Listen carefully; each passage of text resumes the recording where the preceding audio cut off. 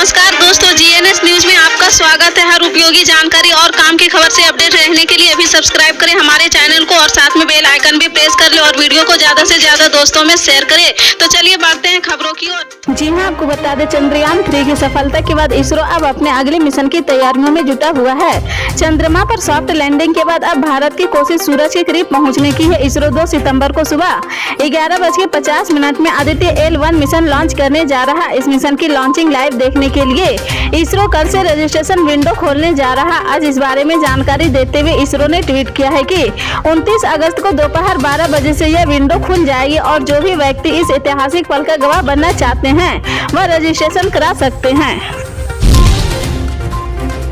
जम्मू कश्मीर से अनुच्छेद 370 हटने और राज्य के पुनर्गठन के बाद केंद्र शासित प्रदेश लद्दाख के कारगिल में पहली बार चुनाव हो रहे हैं। लद्दाख ऑटोनॉमस हिल डेवलपमेंट काउंसिल के इस चुनाव में कारगिल हिल काउंसिल की 26 सीटों के लिए 10 सितंबर को मतदान होना है। इसके लिए मंच सज चुका है। 26 सीटों से 88 उम्मीदवार मैदान में हैं। हिल काउंसिल की सत्ता के लिए भारतीय जनता पार्टी, कांग्रेस और नेशनल कॉन्फ्रेंस के बीच त्रिकोणीय मुकाबला है। नेशनल कॉन्फ्रेंस के उम्मीदवार बतौर निर्दलीय चुनाव मैदान में है। वहीं दिल्ली और पंजाब की सत्ताधारी आम आदमी पार्टी ने भी 4 सीटों पर अपने उम्मीदवार उतारे हैं। आम आदमी पार्टी से मोहम्मद हुसैन पीएमसी सीट से चुनाव मैदान में है। बिहार के मुजफ्फरपुर में एक घर में रखे फ्रिज ने 2 महिलाओं की जान ले ली है। दरअसल देवरिया थाना क्षेत्र के डुमरी परमानंदपुर गांव में घर में शॉर्ट सर्किट की वजह से फ्रिज में जोरदार धमाका हो गया है। इस धमाके से घर में सोई ननंद और भाभी जिंदा जलकर खाक हो गई है। रिपोर्ट के मुताबिक 3 महीने पहले ही मृतक महिला की शादी हुई थी। बताया जा रहा है कि गाँव में देर रात एक घर में अचानक वोल्टेज बढ़ गया है, जिससे शॉर्ट सर्किट होने पर घर में रखे फ्रिज में विस्फोट हो गया। इसके बाद परिवार वालों की आंखें के सामने बेटी और बहू जिंदा जल गई है। घटना करीब 1 बजे रात में हुई है। उस समय सभी लोग सोए हुए थे। हादसे के बाद जब तक लोग संभलते तब तक दोनों की जान जा चुकी थी। इस दर्दनाक हादसे के बाद पूरे गांव में मातम पसरा हुआ है। जानकारी के मुताबिक मृतक रीता की शादी महज 3 महीने पहले ही हुई थी। इस वक्त पीसीएस ज्योति मौर्य और आलोक मौर्य विवाद से जुड़ी बड़ी खबर सामने आ रही है। दरअसल आलोक मौर्य ने जांच कमेटी की लिखित प्रार्थना पत्र देकर ज्योति मौर्य के खिलाफ शिकायत वापस ले ली है। उन्होंने कहा कि सोच समझकर शिकायत वापस ले रहा हूं।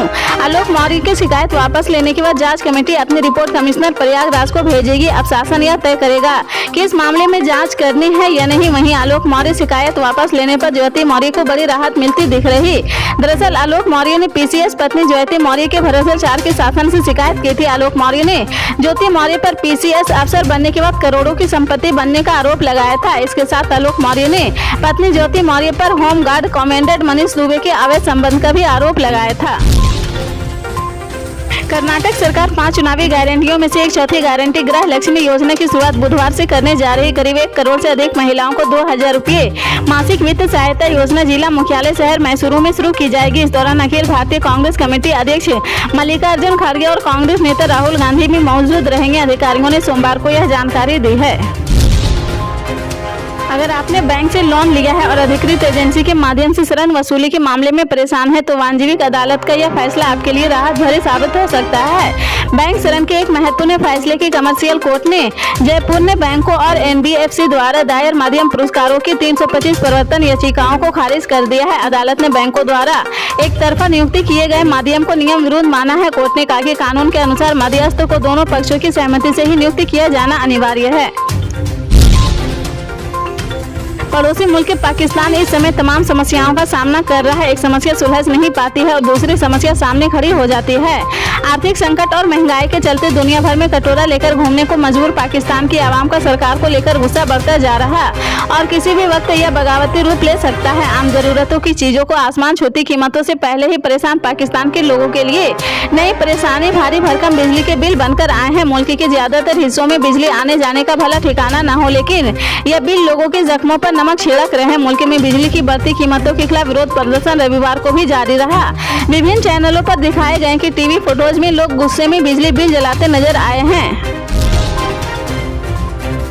छत्तीसगढ़ के मुख्यमंत्री भूपेश बघेल के करीबियों के घर पर बीते हफ्ते ईडी ने छापेमार कार्रवाई की थी। मामले में अब सीएम के राजनीतिक सलाहकार विनोद वर्मा से पूछताछ की जा रही थी। साथ ही सीएम बघेल के ओएसडी मनीष बंछोर सहित आशीष वर्मा नाम के अधिकारी को भी पूछताछ के लिए बुलाया गया है। ऑनलाइन सट्टा ऐप से जुड़े कई अन्य आरोपियों का पाकिस्तान और दुबई से भी कनेक्शन सामने आया है। अफगानिस्तान में अपनी दाल गलती न देखकर आतंकवादी संगठन इस्लामिक स्टेट खुरासान प्रोविंस अब भारत पर निगाहें जमाने लगा है। अपने मासिक प्रचार पत्रिका वॉइस ऑफ खुरासान के ताजा अंक में इस आतंकवादी संगठन ने भारत में चल रहे नूह मामले और ज्ञानवापी मस्जिद मामले को कवर किया है। आतंकवादी संगठन ने अपने लेखों के जरिए भारत के मुसलमानों को भड़काने की साजिश को अंजाम देने की कोशिश की है। सबसे बड़ी बात यह है कि जिस तरह से इन लेखों में तथ्यों को दर्शाया गया है उसे साफ तौर पर जाहिर होता है कि इसे लिखने वाला शख्स भारत में ही कहीं न कहीं मौजूद है, जिसकी तलाश खुफिया एजेंसियों ने शुरू कर दी है। चतरा जिले के टंडवा प्रखंड में बिजली विभाग ने गजब का कारनामा किया है। बिजली विभाग का यह कारनामा इन दिनों चर्चा का विषय बना हुआ है। विभाग ने ठेला चालक आदित्य प्रसाद चौरसिया को बिना बिजली जलाए 32,000 का बिल थमा दिया है, जिससे वह काफी भयभीत और आक्रोशित नजर आ रहा है। पीड़ित आदित्य प्रसाद चौरसिया ने बताया कि बिजली विभाग के चतरा ऑफिस में इस बाबत कई बार शिकायत किया गया है, पर किसी ने नहीं सुना है। मुदभोगी ने बताया कि उसका बिजली कनेक्शन करीब 1.5-2 माह पहले काट दिया गया है। ऐसे में जब उनका बिजली कनेक्शन है ही नहीं तो हजारों रुपए का बिल कैसे आ गया। पीड़ित का कहना है कि बिजली बिल की इतनी भारी भरकम राशि का भुगतान करना उनके लिए कठिन है। मध्य प्रदेश में आगामी विधानसभा चुनाव के लिए भोपाल उत्तर सीट के लिए बीजेपी की ओर से बनाए गए प्रत्याशी आलोक शर्मा की मुश्किलें बढ़ती नजर आ रही। राष्ट्रीय अल्पसंख्यक आयोग ने आलोक शर्मा की मुश्किलों को लेकर की गई विवादित टिप्पणी को लेकर जांच के निर्देश दिए हैं। आयोग ने मुख्य सचिव इकबाल सिंह बैस से 21 दिन के भीतर रिपोर्ट मांगी है। कांग्रेस मीडिया विभाग के उपाध्यक्ष अब्बास हफीज ने की मामले की शिकायत राष्ट्रीय अल्पसंख्यक आयोग से की थी। अहमदाबाद की मेट्रोपॉलिटन कोर्ट ने सोमवार को बिहार के मुख्यमंत्री तेजस्वी यादव को समन जारी किया है। मामला गुजरातियों को ठग कहने से जुड़ा है। समन में उन्हें 22 सितंबर को कोर्ट में पेश होने को कहा गया है। अदालत में आज इस मामले पर सुनवाई हुई है। उनके इस बयान पर अब तक कुल 15 गवाहों की गवाही दर्ज की जा चुकी है। शिकायतकर्ता ने तेजस्वी यादव की वीडियो का असली सबूत एक निजी समाचार चैनल से लेकर भी कोर्ट में पेश किए गए हैं। उनके खिलाफ यह मामला गुजरात के एक व्यापारी हरेश मेहता ने दर्ज कराया है। उन्होंने गुजरातियों को कथित तौर पर ठग कहा गया था। इसके बाद मेहता ने उनके इस बयान पर आपत्ति जताई है और केस दर्ज कराया था। कोर्ट ने इस मामले की सुनवाई के लिए पहले 1 मई को तारीख तय की थी। हालांकि अगली तारीख 8 मई और उसके बाद 19 मई तय की गई थी। मध्य प्रदेश में दलित और आदिवासी समुदाय के खिलाफ अत्याचार की एक के बाद एक घटनाओं ने भाजपा की चिंता को बढ़ा दिया है। करीब 2 दशक लंबे शासन के कारण पहले से ही सत्ता विरोधी लहर का सामना कर रही पार्टी की मुश्किलें इन घटनाओं के कारण बढ़ती दिख रही। दलित आदिवासी समुदाय के खिलाफ अत्याचार की घटनाएं पहले ही राज्य भर में सुर्खियां बटोर चुकी है, लेकिन चुनाव से महज 1.5 माह पहले सागर में दलित युवक की पीटकर हत्या करने का मामला सामने आया है। इस मामले में आने के बाद भाजपा सरकार की टेंशन बढ़ गई है। भोपाल से लेकर लखनऊ तक की सियासत तेज हो गई है। उत्तर प्रदेश की पूर्व सीएम और बीएसपी सुप्रीमो मायावती ने इस घटना पर तीखी प्रतिक्रिया व्यक्त की है। वहीं प्रदेश कांग्रेस अध्यक्ष कमलनाथ और पूर्व मुख्यमंत्री दिग्विजय सिंह ने भी इस मामले को लेकर शिवराज सरकार पर तीखा हमला किया है। टमाटर के बाद अब प्याज के दाम घरों का बजट बिगाड़ने लगा है। प्याज की कीमतों में लगातार तेजी आने लगी। हालांकि दाम को कंट्रोल करने के लिए सरकार ने अपने स्तर पर तेजी से तैयारियां शुरू कर दी है। भारतीय राष्ट्रीय सहकारी उपभोक्ता महासंघ ने पिछले 4 दिनों में किसानों से सीधे 2,826 टन प्याज खरीदा है। इस खरीद 2,410 रुपये प्रति क्विंटल की दर से हुई है। सरकार ने इस साल प्याज के बम्पर स्टॉक का लक्ष्य 3 लाख टन से बढ़ाकर 5 लाख टन कर दिया है। बाजार में प्याज के दामों को कंट्रोल करने के लिए सरकार ने निर्यात पर अंकुश लगाया है, लेकिन किसान घबराहट और जल्दबाजी में बिक्री नहीं कर सके। इसलिए सरकार ने 2 सहकारी समितियों NCCF और NFD के किसानों से सीधे 1 लाख टन प्याज खरीदने का आदेश दिया गया है। दोनों सहकारी समितियों सरकार के बम्पर स्टॉक को थोक और खुदरा बाजार में बेच रही प्याज के दाम इस समय दिल्ली और अन्य शहरों में गुणवत्ता के आधार पर 60 रुपये प्रति किलोग्राम तक चल रहे हैं।